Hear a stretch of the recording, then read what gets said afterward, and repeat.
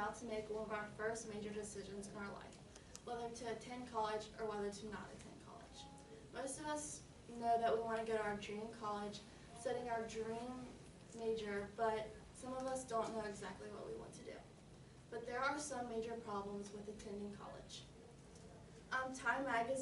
Time Money magazine states the following statistics. Today, just over 43 million borrowers owe more than $1.2 trillion in student loans with an average balance of $29,000 each.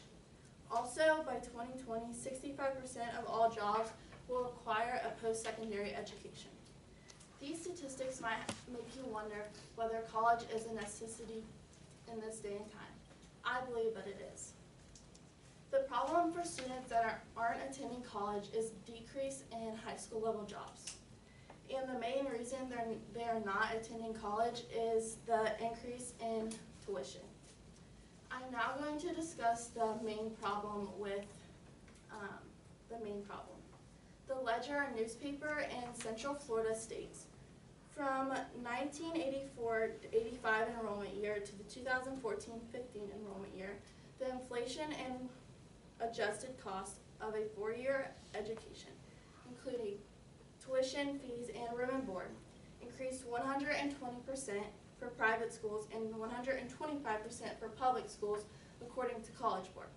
Recently, the higher education has rose more than the median family income, which leads students to take out these loans that they aren't able to pay for because their job that they have doesn't pay for it. And many individuals said that they are going to act on this issue, but the problem is still occurring and increasing. Many politicians have proposed that they are going to act on this situation by either making college free or even making it less money. President Barack Obama stated that he was going to make 2 years of community college free, but he's ending his last four-year term and he still hasn't. And Bernie Sanders also proposed that federal and state governments should split the cost of reducing tuition at public and college universities by more than 50%. One of the recurring themes at universities that has showed is the rising cost of money used for athletics. The participation of these athletics has grown over the past decade, and this is because the increase in women's sports programs, which is spending more money on those programs. The National College Athletic Association, the NCAA, saw a spurt in 72,000 participants over a 10-year period. This brings the total of registered college athletes at participating schools to 444,000. And according to the Los Angeles Times, Duke University's golf team spent an estimated $20,405 per player. This money that's used for these athletics and scholarships to these athletes should be used more for educational purposes, for the main reason we're going to college. And these scholarships could be given to more students, all the students that are going to attend the university throughout their 4 years or however long they're at the university. And these staggering statistics and questioning might make you wonder if the athletics are more important than your education. During the Great Recession, where there were less jobs and less money, there were more people going to college and receiving a degree. In college enrollment, rates have dropped for the 4th straight year, all despite massive increases in federal aid that students aren't able to pay back. And since last year, the enrollment has dropped 1.7% lower. And last September, Auburn University added a video screen that was as big as a 5-story building and could be seen from 30 miles away. And this might make you wonder, what's the point? Why can't they spend money on more scholarships and give it to more students? And this would increase people wanting to go to college. And in conclusion, in today's world, high school jobs are declining and the price tag of college is getting bigger. This leads to the problem of paying for college, and it's an amazing achievement to go to college and receive a degree. And the solution to this problem is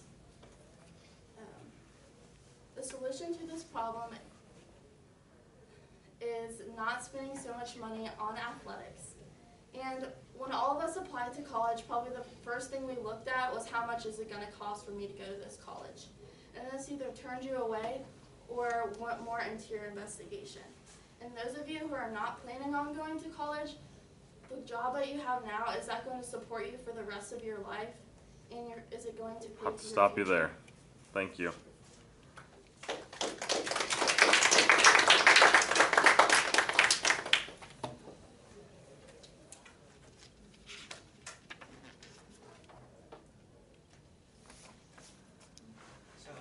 What kind of sports would they cut? Like, what I mean is, like, they don't spend as money on, like, their events and the venues. Like, not spending so much money on a pointless video screen that they probably already had. Spending up more money on scholarships to all the students so they're able to pay for their college and be able to receive a degree, because once you graduate college, there's not as many job opportunities with just the high school diploma. Did you find any information on like the stipends that they pay to like players? Yeah, it's like I said, at Duke, they gave $20,000 per player for like a scholarship, when students should be getting that money also.